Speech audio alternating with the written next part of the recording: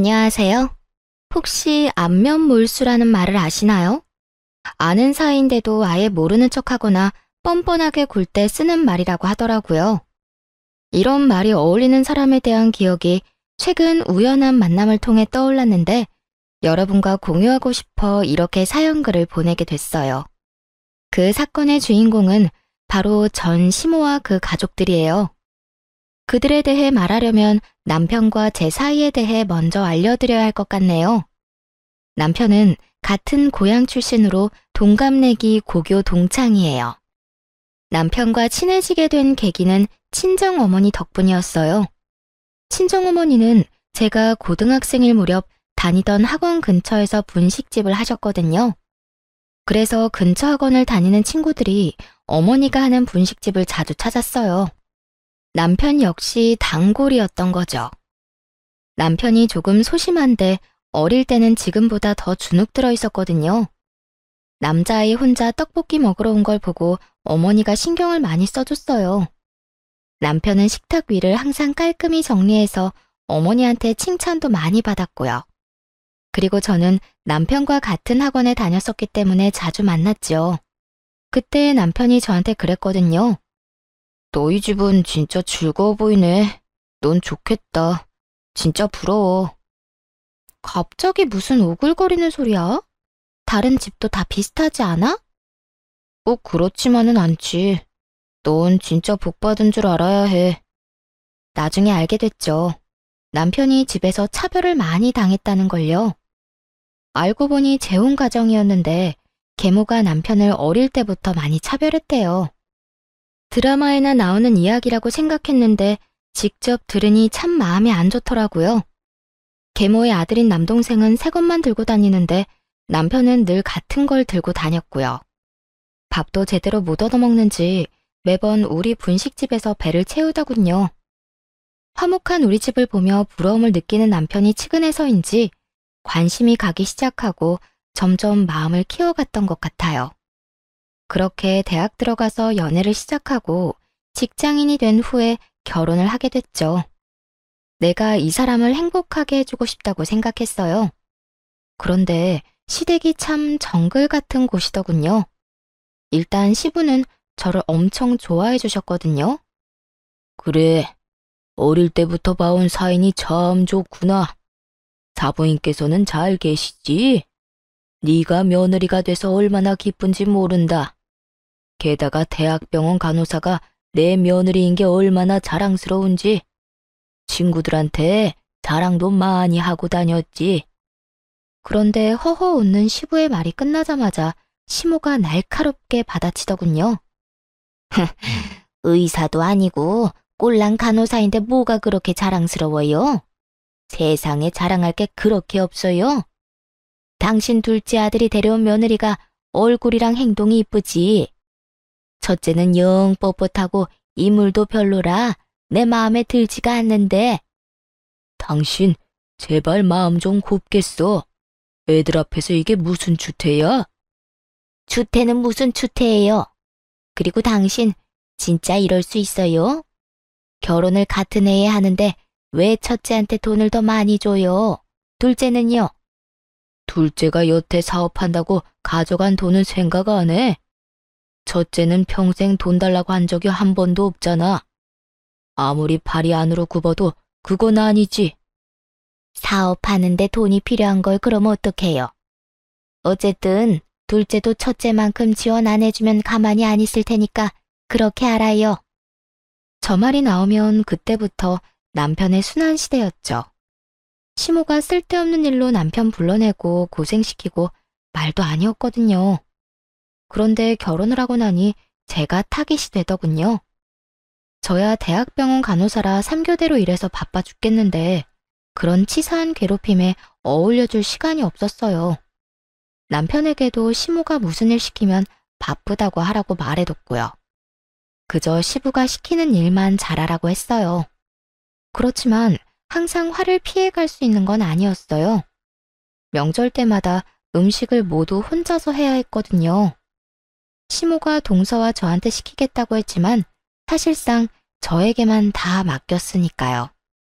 형님, 이것도 좀 치워주세요. 무슨 주방이 이렇게 더러운지. 좀 치워가면서 해요. 살림 안 해본 티가 나네. 그리고 간도 좀 더 하시고요. 이렇게 맛없으면 아무도 안 먹어요.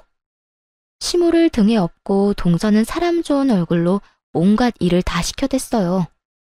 그럼 집에서 쉬는 동서가 일 좀 해. 나한테 시키지 말고. 그리고 아버님 몸 안 좋으신 거 몰라? 간 세게 했다가 아버님 병원 가시면 동서가 수발 들 거야. 무슨 말을 그렇게 하세요? 전 그냥 맛없다고 한 것뿐이죠. 그리고 지금 저 일 안 한다고 무시하세요? 제가 남편한테 얼마나 신경을 많이 쓰는데요.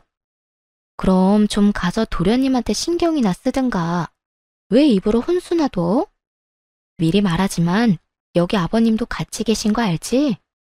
아버님 이야기를 꺼내면 동서의 기세는 물을 뒤집어 쓴 불꽃처럼 사그라들었어요.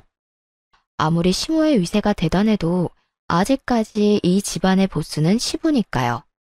시부가 평소에는 유약했지만 첫째 며느리인 절 건드리는 걸 가장 싫어하셨거든요. 부모님이랑도 잘 아는 사이셔서 잘 지낼 수 있도록 최대한 배려해 주셨고요. 그럼에도 5년 동안이나 혼자서 조용히 명절 음식을 다 한 건 저 나름대로 다른 노림수가 있어서 그랬던 거예요. 이 정도면 됐다 싶은 기간이 딱 5년이었거든요.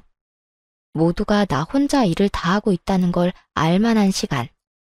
5년이 지나자 저도 슬슬 본색을 드러냈죠. 어머님, 아버님, 이번 추석에는 제가 전날에 음식하러 못 올 것 같아요.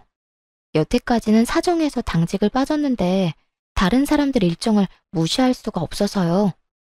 로테이션으로 돌아가며 일정 잡는데 저만 매번 명절에 빠질 수는 없잖아요. 즉, 명절 전날에 일하러 가야 해서 시댁에 못 온다고 못 박아버린 거죠. 그런 게 어디 있니? 네가 없으면 어떡하라고? 어머님도 참. 며느리가 저 하나뿐인 것도 아닌데 무슨 걱정을 하세요. 동서 혼자서도 잘할 거예요. 전업주부라 살림도 남편 내조도 잘하는 동서가 설마 제사 음식 하나 못하려고요? 웃으며 그렇게 말하자 시모가 역정을 내더군요. 아니, 여태까지 잘 빼줬다가 왜 이번부터는 안 된대? 너 그냥 음식 안 하고 싶어서 일한다는 거 아니니? 어머님, 대학병원에 일하는 사람이 얼마나 많은데요. 저만 계속 그 날짜에 빠질 수가 없어요. 다른 사람들도 생각해야죠. 그래, 그건 새아기 말이 맞다. 며느리가 둘이나 있으니 이번에는 둘째에게 시켜보자. 첫째 혼자서도 그만큼 했는데 둘째라고 못하겠소? 그렇지? 시부가 그렇게 얘기하자 동서는 말도 없이 우물쭈물하기만 하더군요. 우더러니 시키니 안 된다 말은 못하겠고 중간에서 곤란하겠더라고요. 그래서 손윗사람으로서 등 떠밀어줬죠. 동서가 못하는 게 아니에요.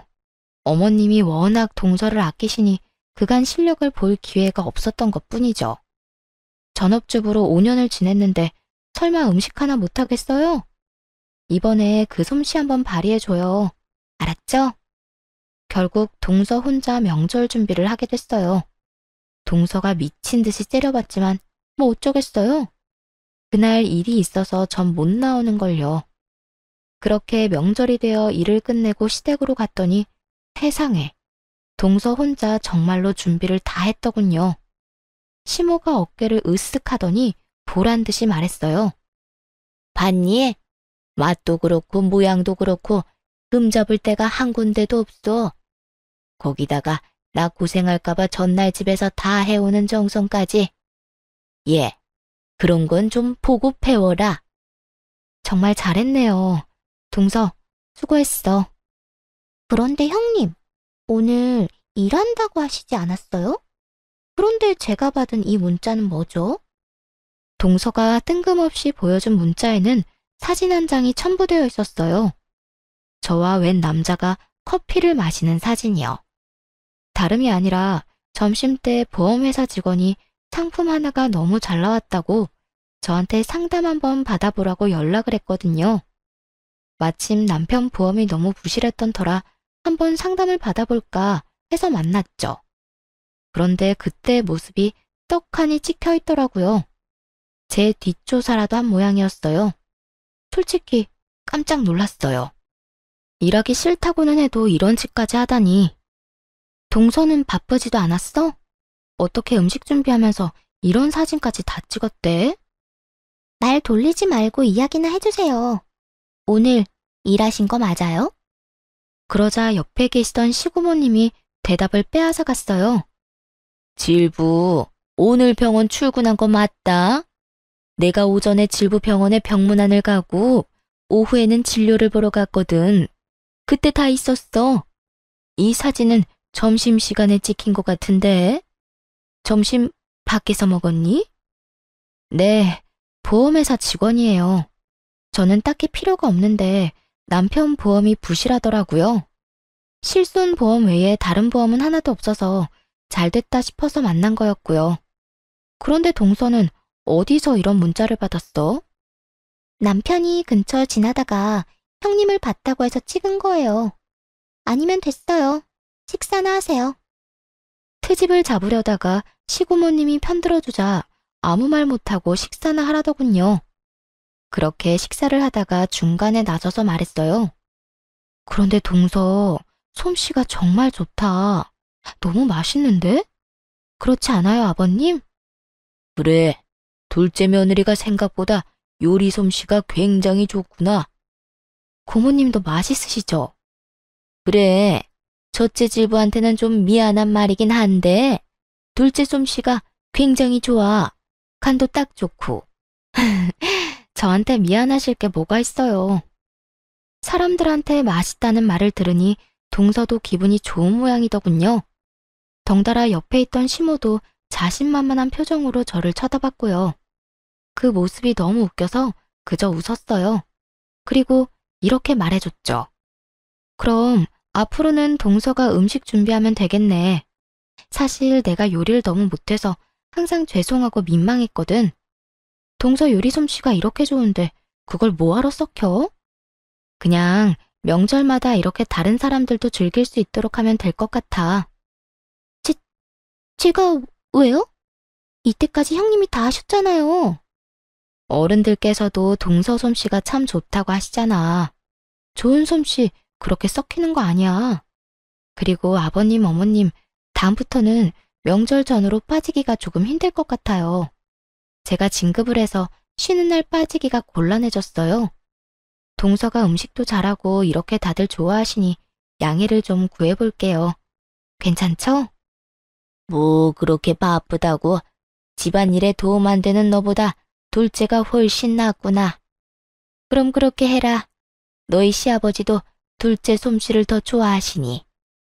시부에게 이참에 잘 보일 생각이었는지 시모가 웬일로 허락을 하더군요. 저야 그저 웃음이 날 뿐이었죠. 뒤에 있는 동서 표정이 썩는 것도 모르고 자기 마음대로 결정해버렸으니 그때 동서가 급하게 대화에 끼어들더군요. 왜 그래? 동서, 할 말 있어? 네. 그게 사실 이번에 준비해온 음식들 반찬 가게에서 다 산 거예요.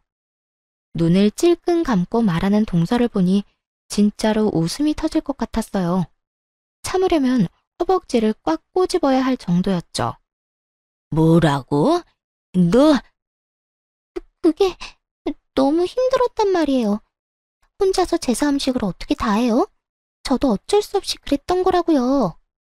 사실 동서가 음식을 샀든 진짜 했든 저는 상관없었어요. 어차피 다음 명절부터는 음식 준비를 안 할 테니까요. 그런데 시모에게는 청천벽력 같은 말이었나 봐요. 믿었던 도끼에 발등 찍힌 기분이지 않았을까요? 역시나 시모 표정이 완전 귀신처럼 흉악해지더군요. 정신 나갔어? 어떻게 제사 음식을 사놓고 직접 했다고 속일 수가 있어? 아무리 아끼는 며느리라도 이런 상황에서는 미운 모양이었어요. 어머님, 잘 드셔놓고 왜 이제 와서 화를 내세요? 화를 안 내게 생겼어? 못할 것 같으면 못하겠다고 말을 했었어야지. 어디서 사서 가져와 놓고 네가 했다고 거짓말을 해? 가족들 앞에서 날 거짓말쟁이로 만드니 기분 좋니? 도대체 애가 생각이 없어 넌? 동서가 시모에게 먼지 한 톨 남기지 않고 털리고 있는데 시고모님이 말하더군요. 옳게, 애 그만 잡아요. 힘든 것도 사실이지. 그간 첫째 질보 혼자서 얼마나 힘들었는지 잘 알게 됐으니 좀 바꾸는 게 어때요? 이렇게 반찬 가게에서 사 먹는 거 난 나쁘지 않은데? 넌 어떻게 생각하니? 저도 뭐 괜찮네요, 누님. 안 그래도 매번 첫째 아가 혼자 고생하는 거 보고 마음이 쓰였는데 다음부터는 그냥 음식 사서 제사 지내도록 하자. 다들 그러시다면 어쩔 수 없죠. 결국 시모는 어쩔 수 없이 모두의 의견에 동의할 수밖에 없었어요. 동서를 밀어주려 했는데 그간에 제 노고만 빛났으니 얼마나 속이 쓰렸겠어요. 마지막에는 저만 그동안 고생 많았다는 말을 들으며 그날 하루가 끝났죠. 동서는 그 뒤로도 시모에게 그 일로 계속 욕을 먹더군요. 그냥 넘어갈 수도 있지만 시모의 마음이 워낙 좁아 용서를 못하는 듯 했어요. 하지만 동서가 시모에게 시달리는 것도 한두 달 뿐이었어요. 그 뒤에는 가족들 모두 정신이 없어졌거든요. 시부가 연세치고는 정정하게 지내셨는데 갑자기 몸이 계속 안 좋아지셨거든요. 건강검진을 해보니 문제가 있어 제가 다니는 병원에 입원하시게 됐어요. 변명은 폐암. 게다가 속도가 빨라서 발견했을 때는 손 쓸 수 없을 정도였어요. 시부가 입원해 있는 동안 시모랑 동서 둘이 딱 붙어 옆에 있더라고요. 하지만 간병을 하는 게 아니라 사람을 못 살게 굴고 있었죠. 대화하는 걸 대충 들었는데 유산과 관련된 이야기를 하더라고요. 참 바뀌는 거 없는 인간들이다 싶었어요. 시부 재산이라고는 시댁 집뿐이고 돈도 어차피 치료비에 거의 다 쓰일 텐데 뭐가 그리 급한지 누워있는 사람을 괴롭히더군요. 몇 번은 제가 절대 안정을 해야 한다는 말로 내쫓아주기도 했지만 아주 끝장을 보려는 건지 끈질기게 시부에게 확답을 듣고자 하더라고요. 결국 시부가 가족들 모아놓고 이야기를 꺼냈어요. 당신도 알다시피 내가 가진 건 별로 없어. 이 집이랑 예금만 얼마 정도 있지. 당신이랑 둘째한테 유산을 주는 조건은 내 누나를 돌봐주는 것뿐이야. 내가 누나보다 먼저 가게 될 줄은 몰랐으니 나 대신 우리 누나를 잘 보살펴주면 유산 돌려줄게. 그렇게 하겠소? 시고모님이 시부를 업어 키웠다고 할 정도로 남매가 각별한 사이였거든요. 시부를 고등학교까지는 보내려고 결혼도 하지 않고 돈만 벌다가 결국 시고모님은 혼자서 늙어가셨죠. 게다가 지금은 일도 없이 연금 받아서 지내고 계신 것 같았거든요. 각종 질병도 있어서 병원에 자주 가시기도 했고요. 그런 고모님이 안쓰러워 저도 신경을 참 많이 썼는데 시모에게 맡긴다니 걱정이 많이 되더군요. 시모는 자신 있다는 듯이 고개를 끄덕였어요. 내가 형님 모실 테니 당신은 우리 아들이랑 나한테 유산 넘겨주고 가. 그렇게 대화가 마무리됐어요. 그래도 유산을 걸고 약속한 만큼 시고모님을 잘 돌봐드릴 줄 알았는데 아니더군요. 그 말을 듣고 난 바로 다음 날 저한테 시고모님이 전화를 하신 거예요. 첫째 질부, 내가 오늘 병원에 가야 하는데 같이 가줄 수 있을까? 검진 때 수면 내시경도 해야 하는데 보호자가 없으면 안 된다네. 올케랑 둘째 질부는 사업 때문에 바쁜지 연락도 제대로 안 받고. 아예 시고모님을 방치해두려고 작정을 했더군요. 아무리 그래도 그렇지 하루 만에 이러는 건 좀 아니잖아요. 그래도 시고모님에게는 내색하지 않고 말했죠. 네, 제가 같이 가드릴게요. 앞으로 보호자 필요한 일 있으면 저나 남편한테 연락하세요. 시간 날 때만이라도 꼭 해드릴게요. 아유, 정말 고마워. 내가 믿을 구석이라고는 첫째 질부뿐이네. 시부가 아직 돌아가시지도 않았는데 이러니 가슴 한구석이 답답해지더군요. 이 인간들이 거짓말하고 시부 유산을 받아갈 걸 생각하니 기분이 엄청 나빴어요. 이대로라면 시고모님이 마음고생을 많이 하실 것 같다고도 생각했죠. 그리고 그로부터 몇 달 뒤에 시부가 돌아가시면서 제 걱정은 현실이 됐고요. 장례도 치르기 전 모두를 불러 시모가 이야기하더군요. 네 아버지 돌아가셨으니 우리는 이제 남인 거 알지? 피 한 방울 안 섞인 남인데 언제까지고 네 고모를 우리가 모실 수는 없지 않니? 그러니 앞으로 너희가 모셔. 어머님이랑 서방님, 동서가 고모님 모시는 대신 유산 받기로 한 거 아닌가요? 그런데 갑자기 이런 말씀을 하시다니요. 유산? 유산이라고는 한 푼도 없는데 어쩌니? 내 남편이 여태껏 자식 돌봐줘서 고맙다고 나한테 그 집 주고 갔어. 이미 그 집은 내 집이었다고. 그러니까 유산은 한 푼도 없는 거고. 이런 상황에서 내가 왜 너희 고모를 모시니? 나랑 우리 아들이 너희 고모랑 피가 섞였어 뭐가 있어? 어머니, 지금 아버지가 돌아가시기도 전에 명의를 변경했단 이야기예요? 어떻게 그러실 수 있어요? 아버지가 동의하신 거 아니죠? 남편이 느낀 배신감은 상상 이상이었을 거예요. 설마 시부가 죽기 전에 저런 짓을 해놨을 줄 몰랐을 테니까요. 어머, 얘 좀 봐. 그 사람이 동의를 안 하면 내가 어떻게 그 집을 내 걸로 만들어. 그리고 네 아버지 장례는 알아서 치러라. 내가 늙은 영감 죽을 때까지 수발 들어줬는데 이 정도는 너희가 알아서 해야 하는 거 아니니? 수발을 든 게 아니라 아버지 닭달에서 재산 다 빼돌리려고 한 거겠죠. 저희도 이대로는 그냥 못 넘어갑니다. 못 넘어가면 뭐 어쩔 건데. 미련하긴. 그러게 잘 좀 하지 그랬어. 그랬으면 그 영감이 뭐라도 더 챙겨주고 떠났을 텐데. 하나도 안 남긴 거 보면 네 아버지가 널 어떻게 생각했는지 알겠다. 그리고 앞으로 뭐 하든 우리 찾지 마라. 이제 남남이야 남남. 장례식이 끝나기도 전에 선을 긋는 시모와 서방님네를 보며 정말 치를 떨었어요. 시부의 죽음에 충격받은 시고모님은 주저앉아 일어서지도 못하고 계셨죠. 얼른 다가가 시모와 다투는 남편을 대신해 시고모님을 부축해드렸어요. 경수, 가진 것도 없는 노인 모실 생각하니 어때요? 우리는 가족이 아니라 부양 의무가 없는데 어쩌나. 나중에 장례비가 더 나오긴 하겠지만 그래도 가족 좋다는 게 뭐예요? 좀 챙겨주시고 고생들 하세요. 조롱에 가까운 말에 순간 화가 확 치밀었지만 겨우겨우 참았어요. 어떻게 아픈 사람을 앞에 두고 저딴 말을 짓거리는지. 게다가 시부가 돌아가신 지 하루도 안 됐잖아요. 사업 자금이다 뭐다 돈도 많이 받아간 주제에 바로 생판 남처럼 구는 놈을 보니 너무 역겨워서 차라리 가족이 아닌 게 다행이다 싶을 정도였죠. 그렇게 저와 남편만 남아 시부의 장례를 치렀어요.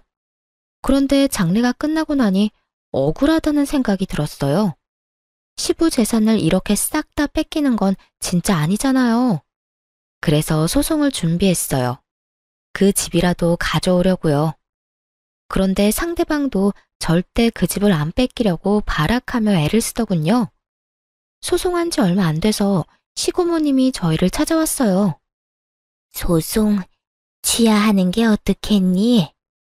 솔직히 그 이야기 듣는데 너무 원망스럽더라고요. 돈이 문제가 아니었어요. 남편에게는 아버지의 마지막이 걸린 문제였죠. 그것마저 뺏기면 시부와 남편은 시모에게 평생을 당하고만 산 것일 테니까요. 고모님, 그래도 그 집은 아버님 거예요. 원래라면 남편이 받아야 할 집이고요. 이대로면 아버님도 억울하실 거예요. 잘 알아. 그러니 취하하라는 거야. 내가 네 시아버지한테 부탁받은 게 있어서 그래. 뭔지는 잘 모르겠지만 돌아가신 시부에게 부탁받은 게 있다니 일단 소송을 취하하기로 했어요. 그러자 시모와 서방님이 찾아왔더군요. 그래, 잘 생각했다. 그러게 패할 소송을 왜 하니? 변호사가 딱 봐도 너희가 질 것 같다고 한 거니? 그래서 소송 취하한 거야? 이렇게까지 캐묻는 이유는 단순했어요. 자기들이 변호사에게 좋은 소식을 듣지 못한 거죠. 사실 법정 다툼으로 가면 불리해지는 건 그쪽이었거든요. 재혼 부부인데 혼인신고도 안 했고 유언도 없는데 증여로 유산을 받았다기엔 시부의 마지막 정신이 온전한지도 모르고 다툼을 해볼 여지가 충분한 비정상적인 증여였으니까요. 그런데 저희가 소송을 취하하니 무슨 꿍꿍이가 있다고 생각하고 온 것 같더라고요. 그때 시고모님이 나타나서 시모에게 물었어요. 옳게 얘기 좀 들어봅시다. 우리 동생이랑 재혼할 때 혼인신고했어요? 혼인신고 안 했죠. 그럼 사실혼 관계인가요? 사실혼도 아니죠. 같이 살기만 했을 뿐. 결혼식도 안 했는데요. 그럼 우리 조카를 양자 입양 안 한 것도 맞아요? 혼인신고도 안 했는데 입양을 왜 해요? 그럼 올케 자식도 법적으로는 우리 동생 아들이 아니겠네요. 네, 우리 진짜 남이라니까요. 남남. 그런데 이런 건 왜 꼬치꼬치 캐물어요? 저는 시고모님이 미리 말씀하신 대로 두 사람의 대화를 녹음 중이었어요. 이야기를 들을수록 시모가 시부의 재산을 빼돌렸다는 의심을 지울 수가 없었어요. 그런데 시고모님이 갑자기 웃으며 종이를 하나 꺼내시더라고요. 그럼 계산이 간단해서 좋네요. 지금 그 집 소유주가 올케 맞죠? 그 사람이 진짜 명의를 나한테 넘겨주고 죽었다니까요. 그런데 이게 뭐야? 시고모님이 건넨 서류를 슬쩍 훑던 시모가 깜짝 놀라 소리를 꽥 지르더군요. 내가 그 집 소유주한테 그 집을 담보로 돈을 빌려줬어요. 이건 그 차용증이고요. 그런데 돈을 갚지 않은 채 그 집이 그쪽으로 넘어갔으니 당신이 갚아야겠네요. 시부가 빌린 돈은 거의 1억에 가까운 금액이었어요. 게다가 돈을 못 갚으면 집을 주겠다는 조항이 떡하니 적혀 있었죠. 거짓말이지? 가족끼리 돈 빌린 일에 이런 건 소용없다고. 가족끼리라도 차용증 쓰면 당연히 법적 효력 있는 건 몰랐어요. 근데 동생도 참 너무하네. 그 집 받을 때 아무 설명도 못 들었어요? 시모는 아무 말 못하고 손톱만 질근질근 물어뜯더군요. 딱 보니 시부 허락 없이 집을 가져간 티가 났어요. 완전히 얼굴이 파랗게 되어서 했던 말만 되풀이 하더라니까요. 거짓말이야. 이럴 리 없어. 이거 가짜죠? 가짜니까 여기서 이러지. 이게 진짜였으면 소송할 때 이야기했으면 되잖아. 그렇게 의심되면 확인해 봐요. 그거 변호사 공증받은 거거든요. 그 말이 끝나기도 전에 시모가 서류를 쫙쫙 찢어버렸어요. 이런, 원본은 당연히 변호사가 가지고 있어요. 그러니까 사본은 얼마든지 찢어도 상관없어요. 평온한 시고모님 말투에 시모는 미쳐버리기 딱 일보 직전이더라고요. 왜냐면 시모가 가져간 그 집에는 이미 은행을 통한 담보대출도 잡혀 있었거든요. 상속받자마자 소송으로 뺏길 수도 있다고 생각해서 그런지 서방님이 이미 그 집을 담보로 대출을 신청했더군요. 이 집 담보대출 받아서 그만큼 돈 못 줘요. 그럼 올케가 1억을 나한테 줘야지. 아니면 대출 받은 사람이 주든가. 그러면서 시고모님이 바라보자 서방님이 고개를 대뜸 젓더군요. 안 돼요. 이미 사업자금으로 다 들어가서 뺄 수도 없어요. 너 모아둔 돈도 없니? 지금 그 집 뺏기면 엄마 살 곳도 없어. 내가 무슨 돈이 있어요. 넌 돈도 한 푼 없는 애가 무슨 사업을 하겠다고 난리야. 그리고 그 돈은 보관만 하기로 한 거잖아. 그런데 그걸 냅다 다 썼다고? 언제 망할지도 모를 사업에? 이제 시모와 서방님이 아주 박 터지게 말다툼을 하더군요. 어쨌든 난 돈 없으니까 엄마가 알아서 해요. 엄마는 이런 것도 안 알아보고 도대체 뭐 한 거예요? 그렇게 아들이 못 준다고 버티는 통에 결국 시모는 집을 팔아서 마련해야 했어요. 그 차용증이 너무나 명확한 법적 증거가 돼서 목을 죄고 있었거든요. 집 담보대출 받은 금액이 빠지고 시고모님께 1억까지 주고 나니 남는 건 5천 정도뿐이더군요. 시모가 시고모님께 돈 갚으러 왔을 때 저희 부부와 서방님 부부도 있었거든요. 그때 시모가 서방님과 동서에게 말하더군요. 이제 난 돈도 집도 없다. 1억 준 거나 마찬가지니 너희가 날 모시고 살아야 해. 어머님, 저희 집 좁아요. 그런데 어머님을 어떻게 모셔요? 그러지 마시고 5천으로 월세 집이라도 하나 계약하세요. 그럼 월세를 너희가 내줄 거니? 월세를 왜 저희가 내드려요? 요새 나이 들어도 다들 일하고 돈 벌어요. 어머님도 돈 벌어서 월세 내시면 되죠. 이 빵알년이 어디서 싸가지 없게 그런 소리를 짓거려?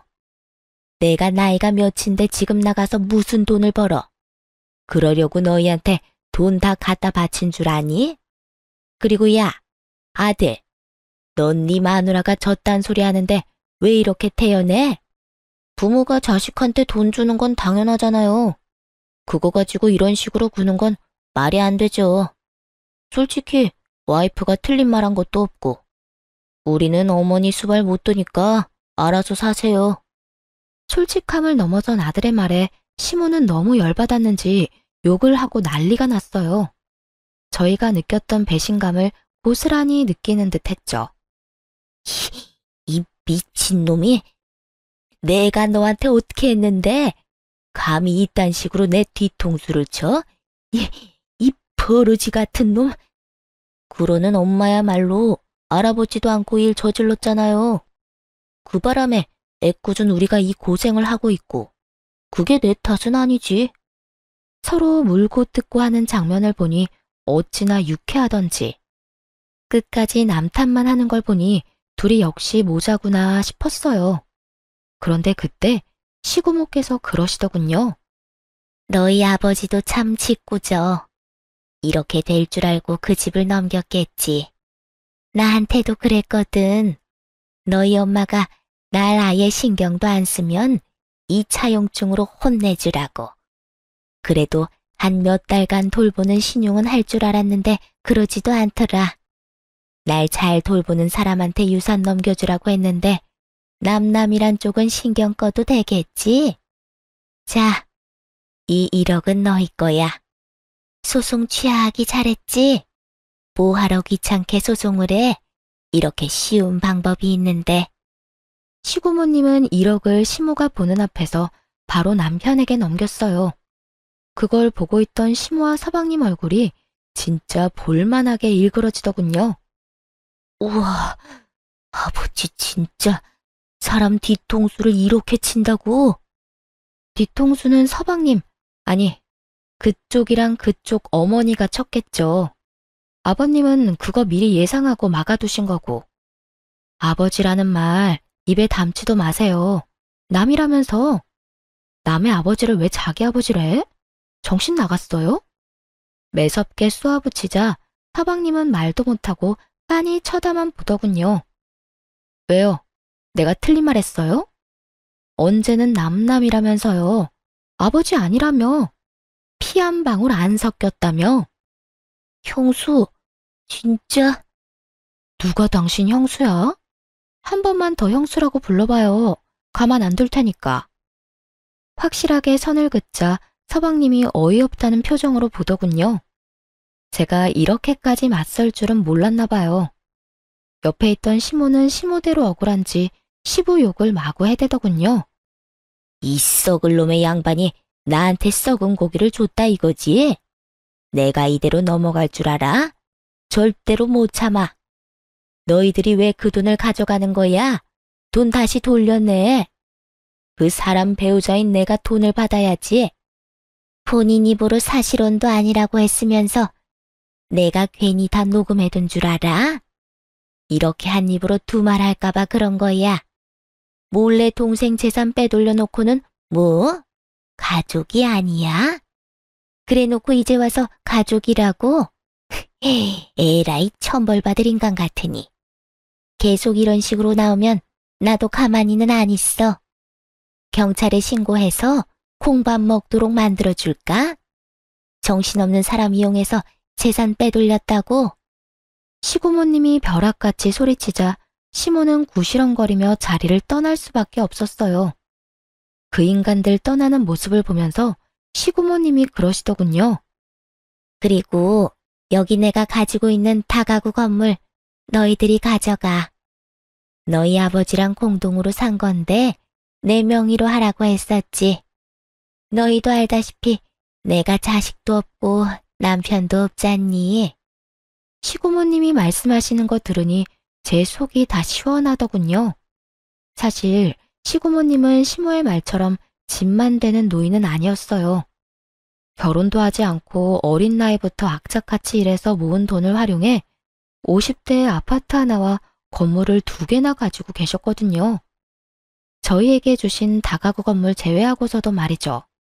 그렇게 마련한 건물 월세만으로도 한평생 일을 안 해도 될 정도였으니 뭘 모르는 남의 눈에는 일도 안 하고 연금으로나 먹고 사는 노인처럼 보였겠죠. 게다가 워낙 검소하셔서 더욱 그렇게 보였을 테고요. 시모는 그 허름해 보이던 시고모가 사실은 복권이라는 걸 전혀 몰랐던 거예요. 알았다면 저희한테 떠넘겼겠어요? 끝까지 물고 늘어지려고 했겠죠. 나도 이제 나이가 들어서 건물 관리를 너희한테 맡길까 싶어. 질부가 예전에 일하는 거 힘들다고 했지? 어때? 나 대신 건물 관리 해볼래? 나중에 물려받으면 관리하기 더 쉬울 거야. 쓸데없이 고민을 길게 하지 않았어요.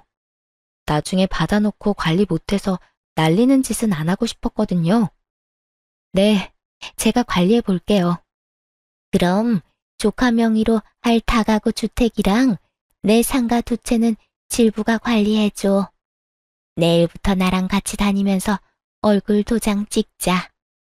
그렇게 시고모님 따라 열심히 배웠어요. 1년 정도 열심히 하니 그제야 여유가 생기더군요. 그렇게 2년을 더 관리인이자 건물주로서 일하는데 어느 날 정말 깜짝 놀랄 만한 우연을 맞닥뜨렸어요. 남편 명의의 다가구 건물 중 원룸 계약을 원하는 사람을 만나러 부동산에 갔거든요. 그런데 거기서 전 시모와 마주친 거 있죠? 전 시모가 제 얼굴을 보더니 깜짝 놀라 소리를 치더군요. 네가 왜 여기 있어? 너 내 뒷조사하니? 제가 왜 아주머니 뒷조사를 해요? 안 그래도 얼마나 바쁜데. 원룸 계약하러 오신 거 아니에요? 1층? 그거 제 남편 건물이거든요. 저는 관리인이고요. 그 이야기 듣자 갑자기 눈이 확 돌더니 전 시모가 저한테 달려들었어요. 야, 너 바른 대로 말해. 이 건물 네 시아버지가 빼돌린 거지? 우리 모르게 건물 가지고 있었던 거지? 어쩐지 그 짠돌이 같은 영감이 너무 아무것도 없기는 했어. 이거 다 사기인 거 알아 몰라? 내가 소송해서 다 되돌려 놓을 거야. 소송이요? 아주머니가 무슨 자격으로 소송을 하세요? 잊으셨어요? 본인 입으로 제 시아버지랑 아무 관련 없다고 말씀하셨잖아요. 혼인신고도 안 했다. 사실혼도 아니다. 첫째를 양자 신청도 안 했고 아주머니 자식도 시아버지 자식 아니라면서요. 그런데 도대체 어떤 자격으로 소송을 한다는 말이세요? 제 말에 전 시모가 순간 말을 못 잇더군요. 그럴 수밖에요. 그때 시고모님 부탁으로 전부 다 확실하게 녹음해 놨으니까요. 원본이 아직도 저한테 있는데 소송한들 법원에서 받아줄 리도 없고요. 그래도 내가 저를 키운 정이 있는데 어떻게 그놈이 그럴 수가 있어?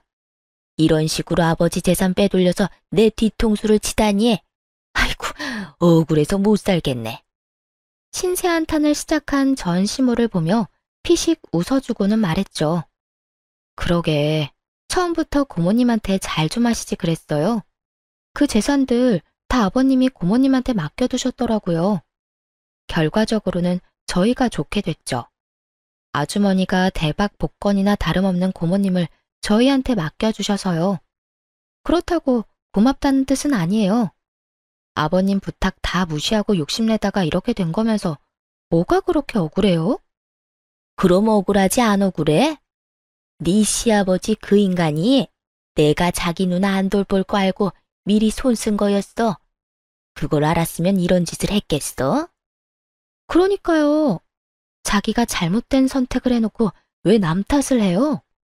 대신 사랑에 맞지 않는 아드님이랑 며느리 덕 좀 보세요.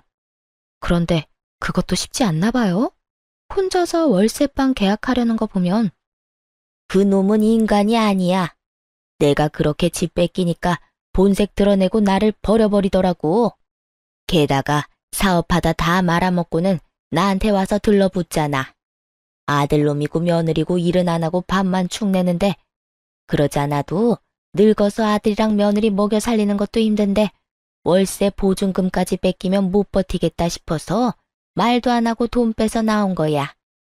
그놈들 지금쯤 나 찾으려고 눈에 불을 켜고 있을 거다. 그간 있던 일을 하소연하는 전 시모를 보며 너무 웃겨서 죽을 뻔했어요. 그러다가 꼭 한마디는 해주고 싶어서 말했죠. 아주머니는 자식 탓할 거 없어요. 본인이 스스로 뿌린 거 모두 거둔 것 뿐이잖아요? 자식은 거울이라고 하죠. 어때요? 본인이랑 똑같은 자식한테 당해보니. 그리고 그동안 남편이 당한 것도 떠올라 말해줘야겠다 싶었어요. 그러게 처음부터 마음을 곱게 썼으면 이런 꼴은 안 받겠죠. 제 남편은 참 착한 사람이라 은혜를 입으면 간도 쓸개도 다 빼줄 사람이거든요. 지금은 부모님이 안 계셔서 대신 처가에 얼마나 잘하려고 애쓰는지. 얼마 전에는 부모님 모시고 해외여행까지 다녀왔으니 말 다 했죠. 구구절절 다 맞는 말이라 전 시모는 아무 말 못하고 한숨만 푹푹 쉬더군요. 마음만 곱게 썼다면 자신이 누릴 수도 있었을 거라 생각하는지 더 후회스럽고 짜증이 난 것처럼 보였어요. 계약은 안 하는 걸로 할게요. 나중에 안 나가겠다고 할지도 모르고 보호자가 와서 난리칠지도 모르잖아요. 이 위험이 뻔히 보이는데 계약을 하는 건 좀 무리네요. 너 정말 1억이니? 그래도 우리가 한때는 가족이었는데. 야박하게 굴지 말고 좀 해주렴. 이 근방에서 여기가 제일 저렴하고 깨끗하던데. 가족? 우리가 언제 가족이긴 했나요? 대놓고 사람 차별하고 괴롭혀놓고 이제 와서 아쉬우니까 가족 운운하지 마세요. 본인 입으로 아무런 관련 없는 사람이라고 했으니 엮일 생각하지 마시고요. 그렇게 대놓고 핀잔을 주자 전 시모는 결국 계약도 못하고 떠났어요. 나중에 그 이야기를 전해드리자 시고모님이 엄청 웃으시더군요. 그 자리에 없었던 게 너무 아쉽다면서요. 하긴 동생을 배신한 그 사람이 패가망신하는 모습을 정말 보고 싶으셨을 거예요. 착한 사람들이라 자기 마음대로 주물럭거릴 수 있을 줄 알았는데 마음 곱게 안 쓰다가 결국엔 크게 당해서 아무것도 없이 버려진 전 시모. 그런데도 아무도 불쌍히 여기지 않는 걸 보면 자업자득이라는 말이 딱 어울리겠네요. 오랜만에 악연을 만나고 그때가 떠올라 사연 써봤는데 잘 들으셨나 모르겠네요. 모두들 행복하고 즐거운 하루 되세요.